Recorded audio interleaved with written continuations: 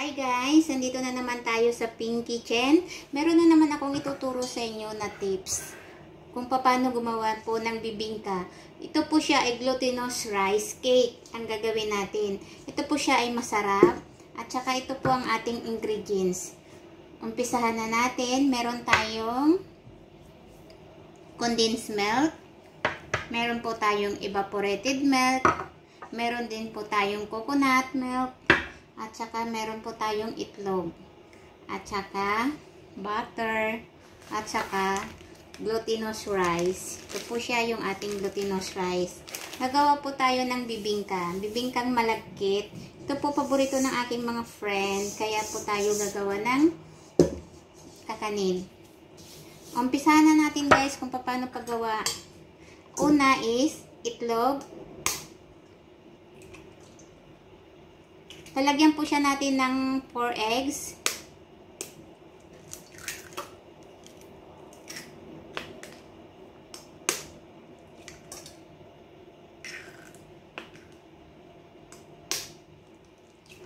Pagsama-samahin lang natin yung mga wet ingredients natin guys. Tapos, lalagay po natin yung condensed milk.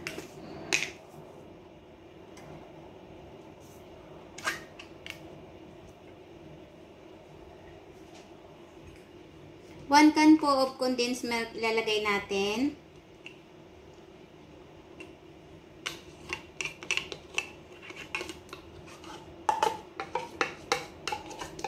Alam nyo guys, masarap to siya as in. Tapos, pag naluto mo na siya, lalagyan siya natin ng topping sa taas ng cheese. Oh my gosh. Naku, talagang mapapaubos kayo at talagang mapapasabi kayo ng, isa pa nga. Pwede nyo rin itong gawin at pwede nyo rin itong gawing business guys kung gusto nyo. Pwede nyo rin itong business kung sinong gusto. I'm sure maraming bibili at maraming magkakagusto sa luto nyong ganitong kakanin.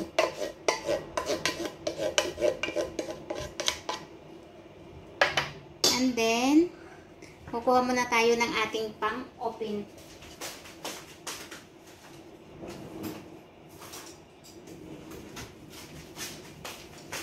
And then, ito po, ang ating bubuksan ay ang evaporated milk. Lalagay po natin siya. 1 can din po ng evaporated milk.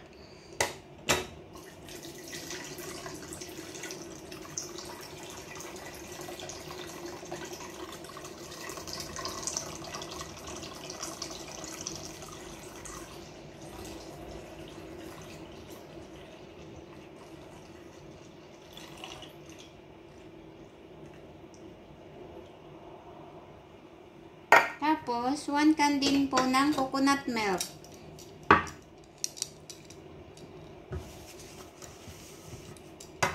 Kailangan guys, malinis tayo pag tayo nagluluto para wala pong mapupuntang buhok o kailangan yung buhok natin ay nakaganyan, nakatali para wala pong mapupunta sa ating niluluto na buhok.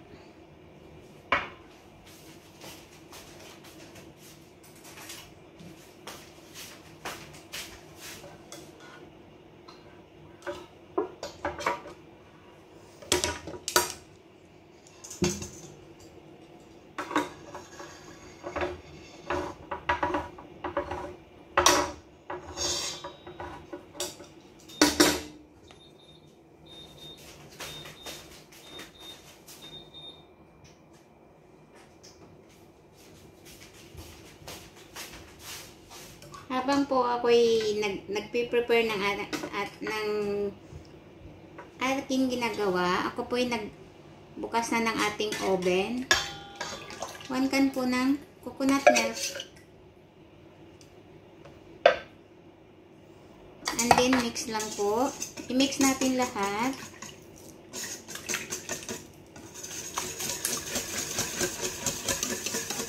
Ayan siya po. Nalagay na po natin yung 1 can of condensed milk, 1 can of evaporated milk, and 1 can of coconut milk. And then, 4 na itlog. Ito ito po guys, na-mix na natin siya. Then, ilalagay po natin ang 1/3 cup of melted butter. Or, pwede nyo rin gamitan ng margarine.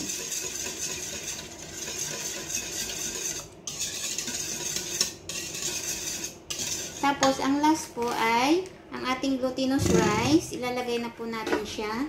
1 pack of glutinous rice po.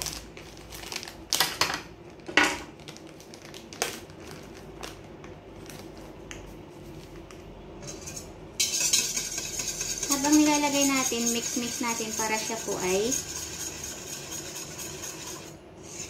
maano na siya, mag-combine. Dahan-dahan lang po kasi talagang umuusok.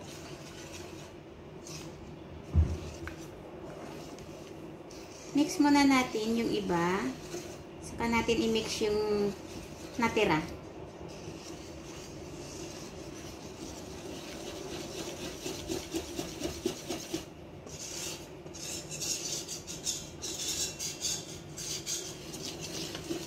Pwede nyo rin itong gawin sa bahay nyo. Pwede nyo rin po gawin pang business. Kung gusto nyo. Kung gusto nyo lang din, pang merienda, okay na rin po. Marami-rami na po yung magagawa nyo. Natututo lang din ako magluto dito. Since nagtrabaho ako dito sa Hong Kong. Kaya ito, kailangan magkaroon tayo ng extra money. Extra effort. Kailangan lang natin yan.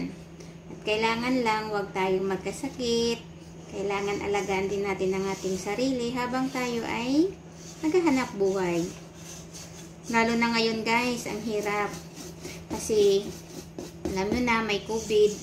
Kailangan natin kumita ng pera. I-mix lang natin siya ng maigi, nang walang buo-buo. Matunaw lahat yung glutinous rice, glutinous flour. Pagkatapos nito, pag ito po'y nahalo na natin lahat, ang gagawin po natin ay sasalain po natin. At ilalagay siya natin dito. Sa ating pantry.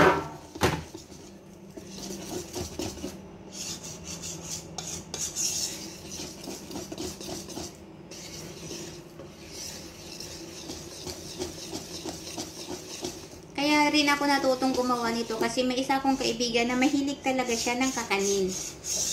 Sabi niya sa akin, Ate Peng, gumawa ka ng kakanin ganito. Kaya tinry ko po siya. At nung tinry ko, masarap pala ha. As in fairness, masarap.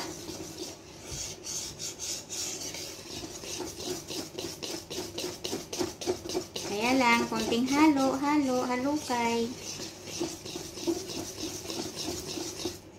Ayan na siya. Papakita ko sa inyo ng mabuti. Ayan na po siya. Ayan.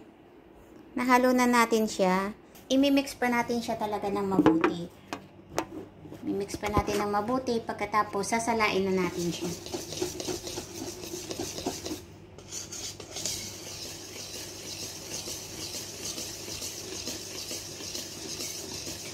Tsaka nakapag-preheat na rin ako ng ating oven. Ibibake lang po natin siya ng 25 minutes and then 170 degrees Celsius po yung ating init.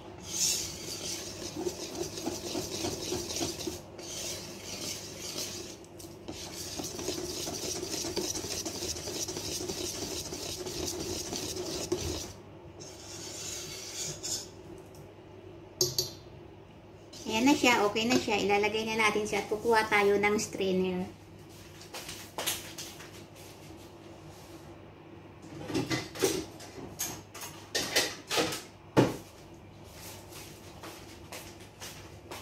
Sasalain lang po natin siya para yung buo-buo na natira, na hindi man siya na masyado. Hindi siya malalagay dito. At tawag doon, magiging pino yung ating kakanin. Yung ating bibingka. So guys, papakita ko sa inyo ang paglagay natin. Dahan-dahan lang po.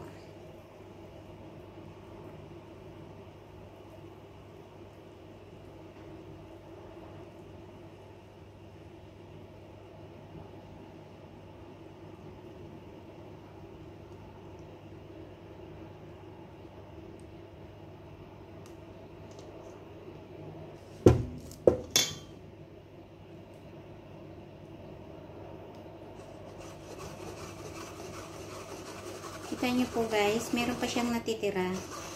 Kaya kailangan natin ganituhin. Kasi sayang din.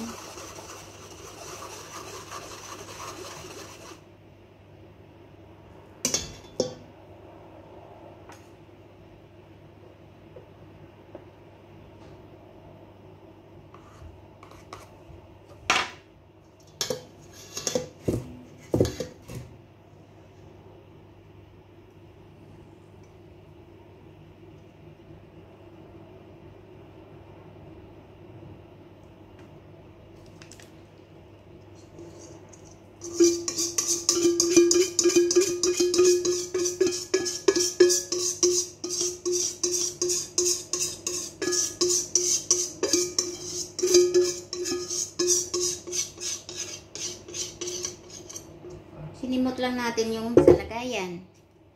Ayan na po. Ito na pong huli. Pagkatapos nito, madali lang siyang gawin, diba?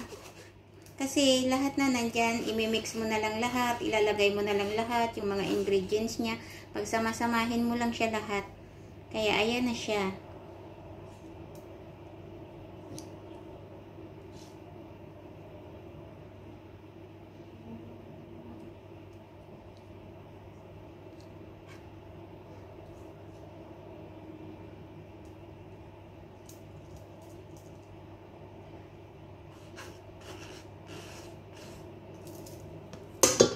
Ito na po siya guys. Papakita ko sa inyo uli. Ayan siya. Ayan na po. Ayan. Kita nyo. Tsaka mamaya, ibibake na natin siya ngayon. Kaya ipapakita ko sa inyo mamaya uli yung kanyang finished product guys. Papakita ko sa inyo. Mamaya at marami pa po akong maituturo sa inyong mga luto ko. Yung mga magagawa ko pa po. At isi-share ko po sa inyo. Okay guys, see you later guys. Papakita ko sa inyo yung finished product ng aking bibingkang malagkit. Bye! 1 hour later. Okay guys, I'm back. Ipapakita ko na sa inyo yung nagawa ko. Saglit lang ha, at lalagyan siya natin ng topping sa taas.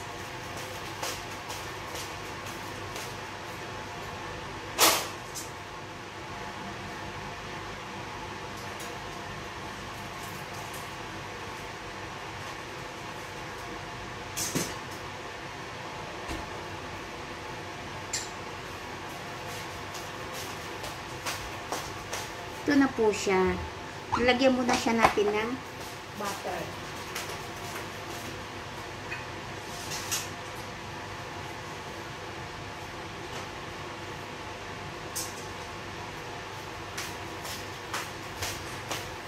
Hindi pa siya tapos guys, but lalagyan muna siya natin ng toppings. Tinanggal natin siya sa oven. Ayan po siya. Lalagyan siya natin ng butter sa taas para mas masarap. At saka cheese.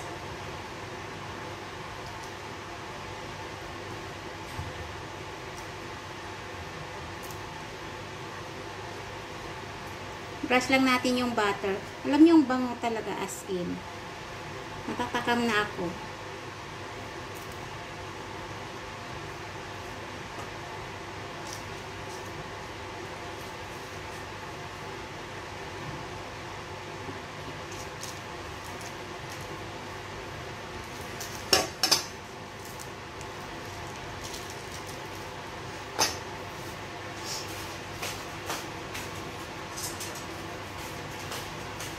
And then, lagyan po siya natin ng cheese sa taas.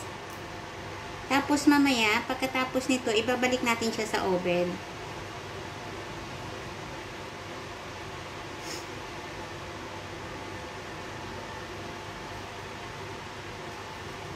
Ang nilagay ko po guys ay Eden cheese.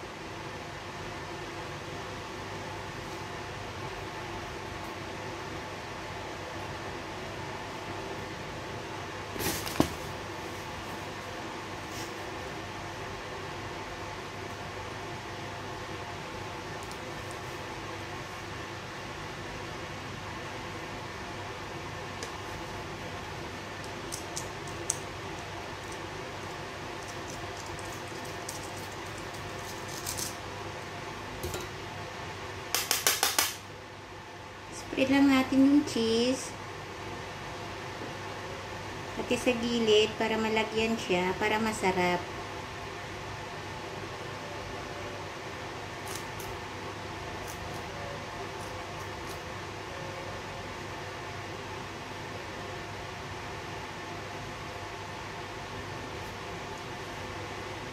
Pwede rin ubusin ko na siya para mas masarap talaga yung cheese niya.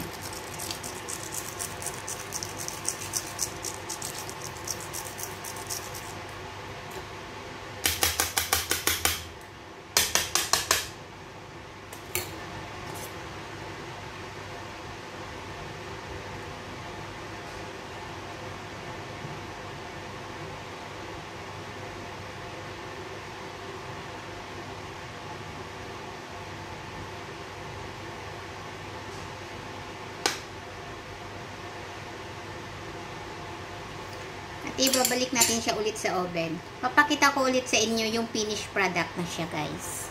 Wait. A few moments later. Hi. My cooking is done. Ito na po siya. Ang ating bibingka. Ayan na po siya. Kasi guys, ang sarap. Diyos ko po. Napakasarap niyang tingnan at napakasarap niyang kainin. Matatakam talaga kayo, guys. O diba? O diba, itsura pa lang ng aking kakanin, talagang matatakam na kayo at ang bango. Diyos ko po. At saka yung cheese niya sa taas, kita nyo guys, nagkikrispy yan siya pag yun ay lumamig na. Kaya, hindi ko na maihintay siyang kainin mamaya. Kaya, wait lang guys, i-slicein ko po siya. At saka kasi, ano po to siya, bebenta ko po sa mga friend ko kasi order nila. Kaya, guys, thank you for watching. Don't forget, like and subscribe to my channel, Pink Channel, Pink Kitchen to my channel. Huwag niyo pong kakalimutan, i-like and subscribe po ang aking mga gawa, ang aking mga luto. At salamat po sa panonood at sa pagla-like niyo sa aking luto. At sana meron pa po akong may share sa inyo ng more cooking tips sa inyo. Thank you po guys. Salamat. God bless.